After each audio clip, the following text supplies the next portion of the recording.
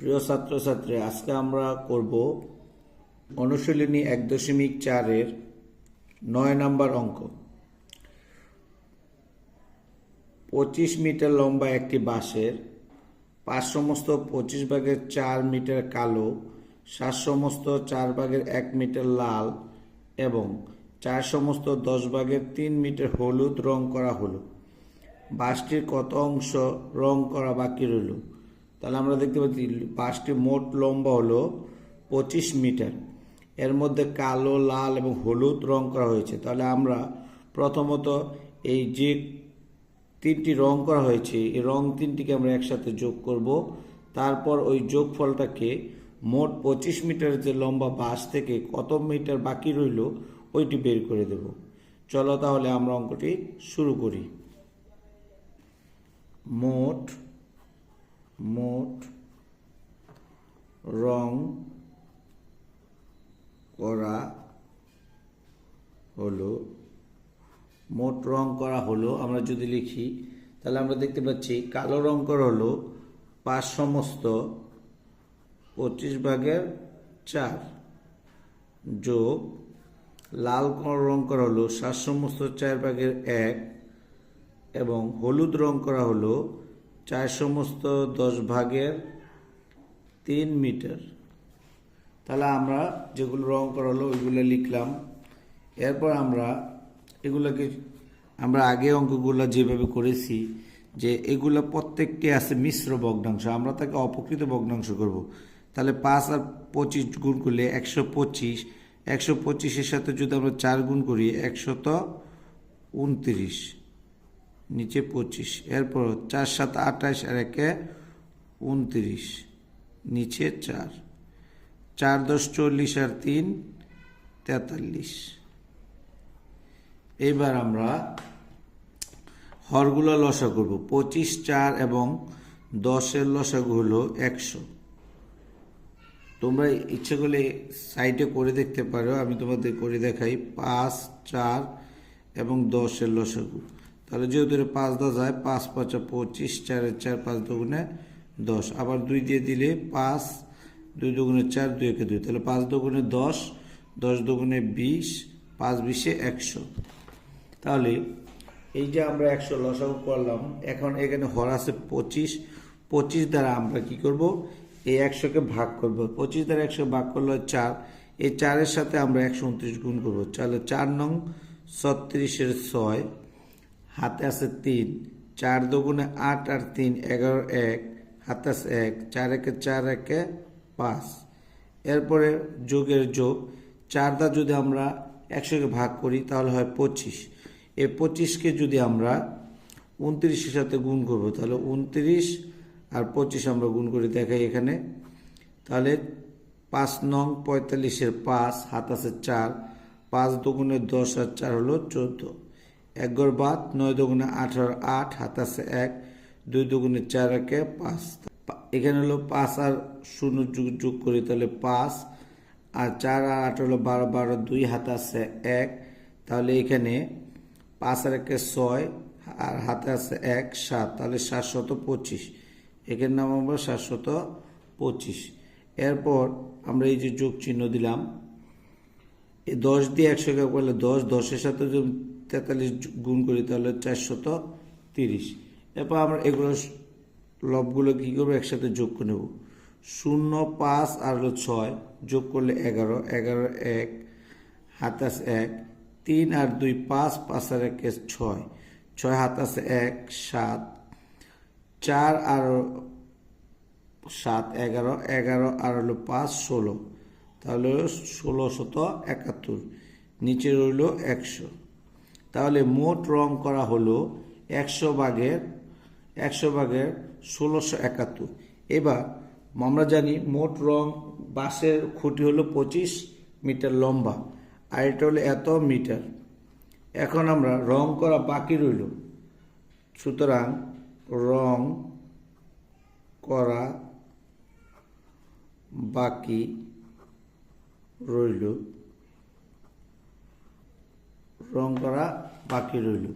তাহলে মোট রং করা কতটুকু, 25 মিটার। এর থেকে বাদ দেব আমরা 100/1671। তাহলে আমরা এই 25-এর নিচে 1 ধরে মনে মনে লসাগু করব, তাহলে 100।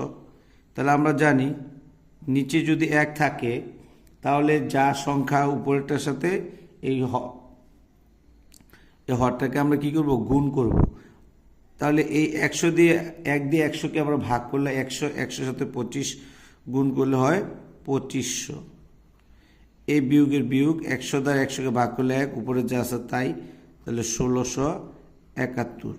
এবার এটাকে যদি আমরা বিয়োগ করি, 1 আছে 10 পাবো 9 হলে, হাতে আছে 1, 7 আর 1 8, 8 আছে 10 পাবো 2 হলে, হাতে আছে 1, 6 আর 1 7, 7 আছে 15 পাবো 8 হলে, হাতে আছে 1, 1 আর 1 2, 2 মিলে গেছে 0। তাহলে 829 নিচে হলো 100। এখন আমরা দেখতে পাচ্ছি যে এটা একটি অপকৃত ভগ্নাংশ। তাহলে আমরা অপকৃত ভগ্নাংশে কি করব, মিশ্র ভগ্নাংশে রূপান্তর করব। তাহলে এই 100 দ্বারা আমরা 829কে ভাগ করব। তাহলে 100 দ্বারা যদি আমরা 829কে ভাগ করি, 800 1 8, 800 থাকে কত, 29। তাহলে এইখানে হলো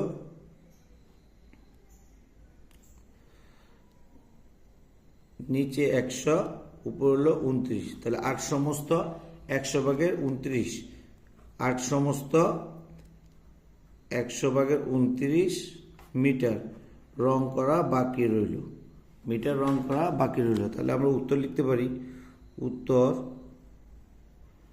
রং করা বাকি রইল,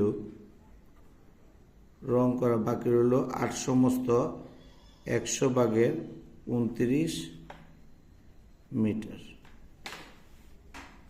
প্রিয় ছাত্রছাত্রীরা, এখন আমরা সমাধান করব 10 নম্বর অঙ্ক, অনুশীলনী 1.4-10। আমিনা তার মা ও ভাইয়ের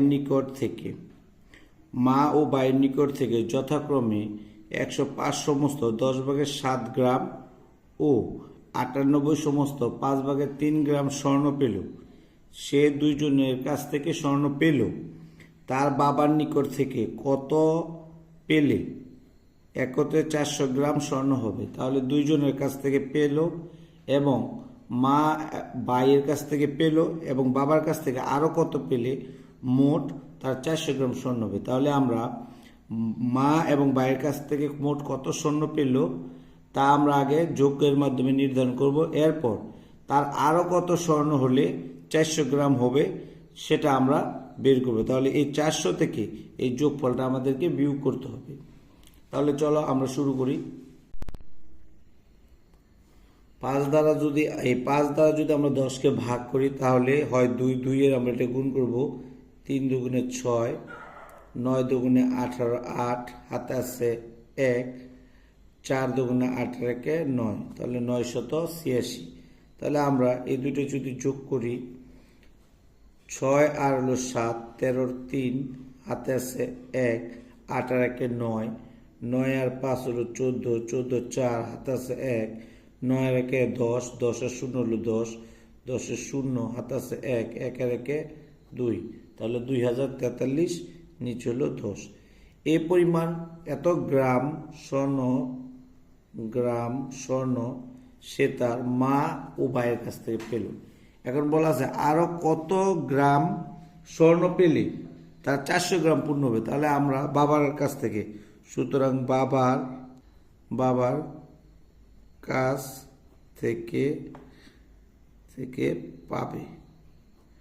বাবার কাছ থেকে পাবে এই 400 গ্রাম পূর্ণ করতে হলে 400 গ্রাম থেকে আমরা এই যে মা এবং ভাইয়ের কাছ থেকে পেল এটা আমরা বিয়োগ করে দিলেই বাকি অংশটা বেরিয়ে যাবে।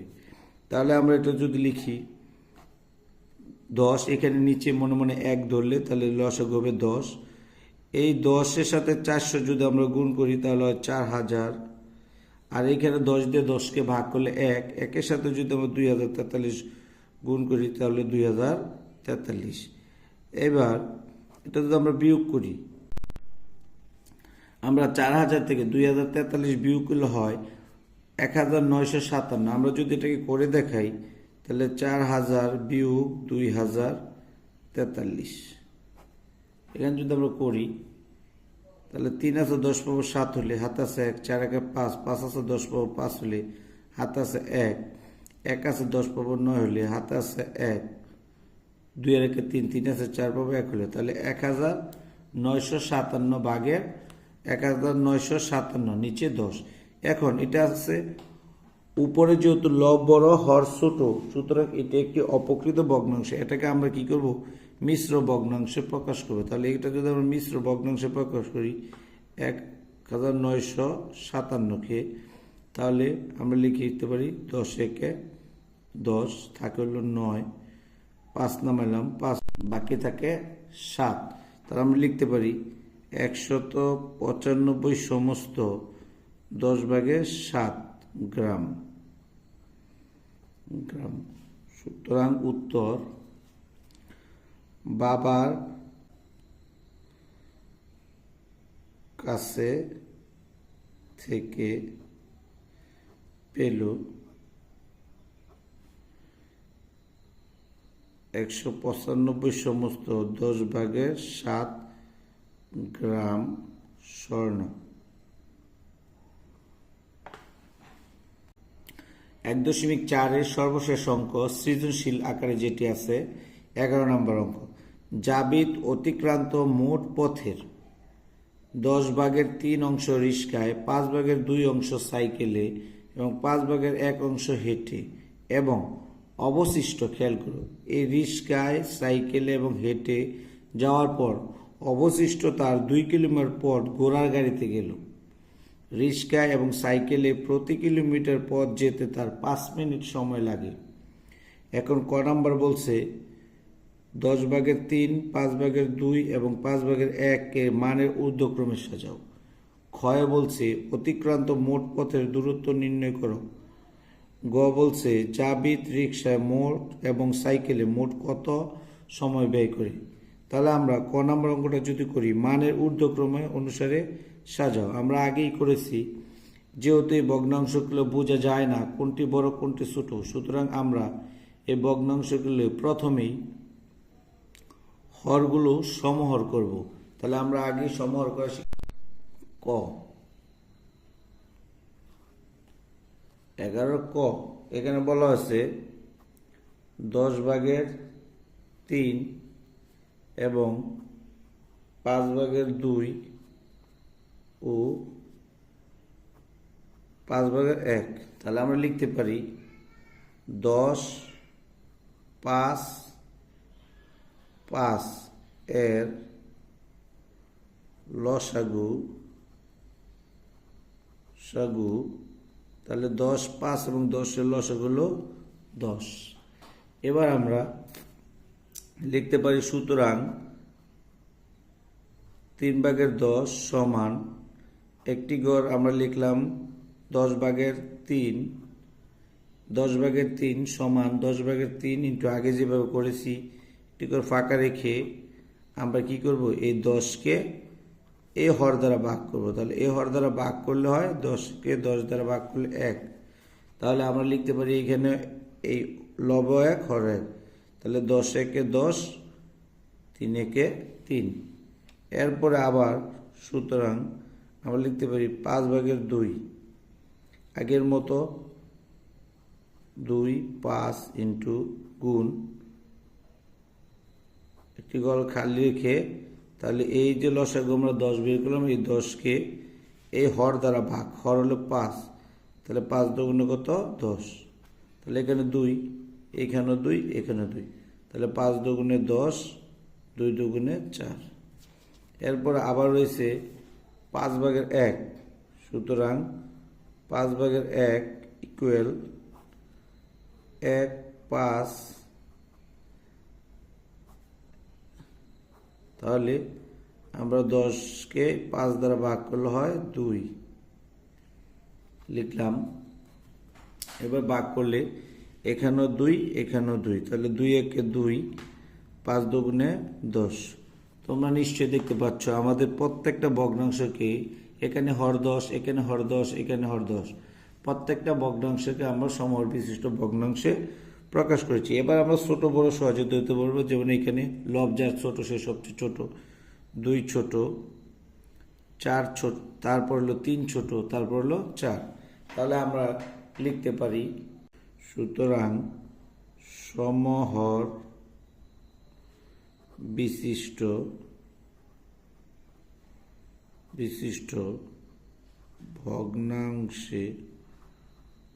ভগ্নাংশে সমহর বিশিষ্ট ভগ্নাংশে লবগুলোর তুলনা করে মানের ঊর্ধ্বক্রম অনুসারে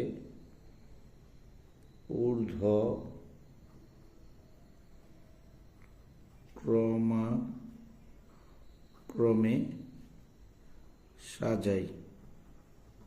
তাহলে মানের ঊর্ধ্বক্রমে সাজালে আমরা সবচেয়ে ছোট হলো এটা, তাহলে লিখতে পারি 10/2, তারপরে 10/3, তারপর লিখতে পারি আমরা 10/4। এবার আরেকটা জিনিস লক্ষণীয়, আমরা কিন্তু এগুলাকে সাজাতে বলি না, আমরা বলছে এর যে মূল ভগ্নাংশ ছিল তার। তাহলে এই 2 এর মূল ভগ্নাংশ কত? 5/1। সুতরাং আমরা লিখতে পারি 5/1। তারপরে এই 10/3 এর মূল ভগ্নাংশ হলো 10/3, তারপরে একে লিখতে পারি 10/3। এরপরে 10/4 এর মূল ভগ্নাংশ হলো 5/2, তাহলে 5/2। সুতরাং আমরা উত্তরটি লিখতে পারি, সুতরাং উত্তর সাজালে মানের ঊর্ধ্বক্রমে সাজাই, তাহলে 5/1, 10/3 এবং 5/2। অতিক্রান্ত মোট পথের দূরত্ব, তাহলে আমরা দেখতে পাচ্ছি এখানে রিস্কায়, সাইকেলে এবং পায়ে হেঁটে যে পথগুলো গিয়েছে, এরপর অবশিষ্ট আরো 2 কিলোমিটার পথ রয়েছে। তাহলে আমরা এইসব অংশের অঙ্ক করতে গেলে জানি যে আমরা ধরবো যে সম্পূর্ণ পথের দূরত্ব 1 করি।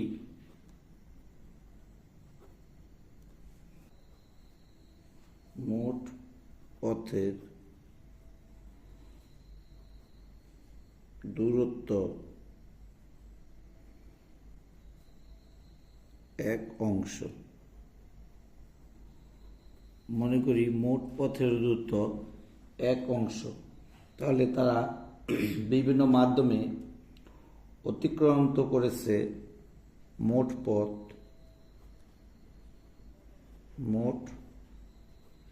অতিক্রান্ত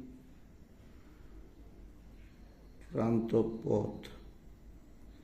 তাহলে তারা মোট পথ অতিক্রান্ত করেছে 10/3 অংশ রিস্কায় এবং 5/2 অংশ সাইকেলে এবং 5/1 অংশ হেঁটে।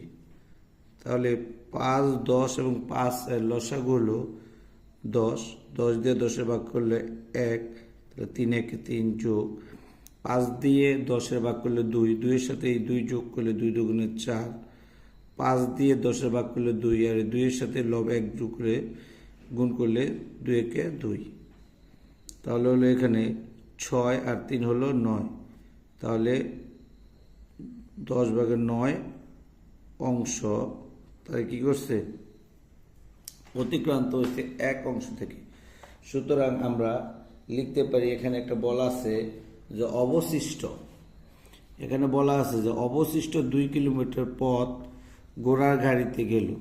তাহলে যে এই মোট 1 অংশ পথ থেকে এত অংশ পথ 3টি বাহনের মাধ্যমে গেল, আর অতিরিক্ত পথ হলো 2 কিলোমিটার।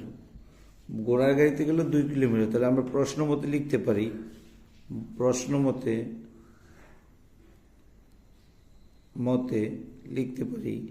মোট 1 অংশ থেকে 10/9 অংশ আমরা বিয়োগ করলে 2 কিলোমিটার পথ। তোমরা নিশ্চয় বুঝতে পেরেছ। মোট পথ হলে 1 অংশ, অতিক্রান্ত করেছে রিস্কায় সাইকেল এবং হেঁটে পথ অতিক্রম করতে 10/9 অবশিষ্ট পথ বলা আছে 2 কিলোমিটার। বা এখন যদি আমরা লিখি, এটা নিচে 1 দিয়ে লসা করলে 10 একে 10, 1 দিয়ে যদি 10কে ভাগ করি তাহলে 10, 10-এর সাথে যদি আমরা 1 গুণ করি 10 একে 10 বিয়োগ, তাহলে আমরা এখানে লিখতে পারি 2 কিলোমিটার। বা বিয়োগ করলে হয় 10, এখানে 10 থেকে 9 বিয়োগ করলে 1 সমান 2 কিলোমিটার। এবার আমরা আড়াআড়ি গুণ করলে লিখতে পারি 1 অংশ সমান 10 দুগুণে 20 কিলোমিটার। সুতরাং মোট দূরত্ব হলো, পথের দূরত্ব হলো, মোট পথের দূরত্ব 1 অংশ বা 20 কিলোমিটার। উত্তর আমরা লিখতে পারি মোট পথের দূরত্ব 20 কিলোমিটার। এরপর বলা আছে জাবিদ রিস্কায় ও সাইকেলে মোট কত সময় ব্যয় করে। তাহলে জাবিদ রিস্কায় যায় 10/3 অংশ এবং সাইকেল যায় 5/2 অংশ। তাহলে আমরা দেখব যে তারা কত কিলোমিটার পথ গেছে মোট 20 কিলোমিটারের মধ্যে, এবং রিস্কা এবং সাইকেলে প্রতি কিলোমিটার পথ যেতে তাদের 5 মিনিট সময় লাগে। তাহলে চলো, দূরত্ব 20 কিলোমিটার। সুতরাং রিস্কায় যায়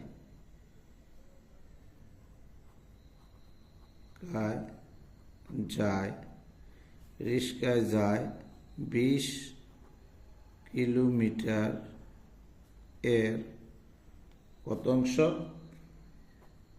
10/3 অংশ। রিস্কায় যায় 10/3 অংশ। তাহলে এর মানে যদি আমরা গুণ, তাহলে 10 দিয়ে যদি আমরা 20 করি, তাহলে 10 দিয়ে যদি আমরা 20কে ভাগ করি তাহলে হয় 2। তাহলে 2 এর সাথে যদি আমরা 3 গুণ করি তাহলে 3 দুগুণে 6 কিলোমিটার। রিস্কা যায় 6 কিলোমিটার। আবার সাইকেলে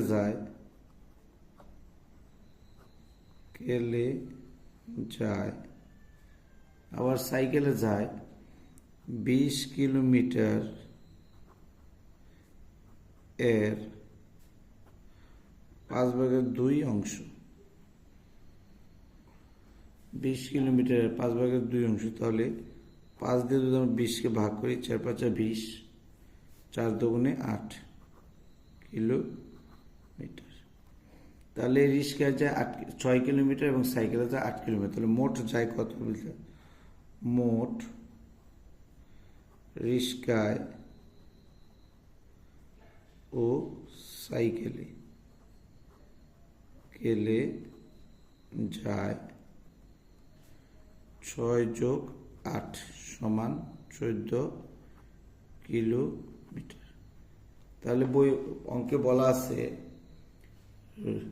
বলা আছে রিস্কায় ও সাইকেলে প্রতি কিলোমিটার পথ যেতে 5 মিনিট লাগে।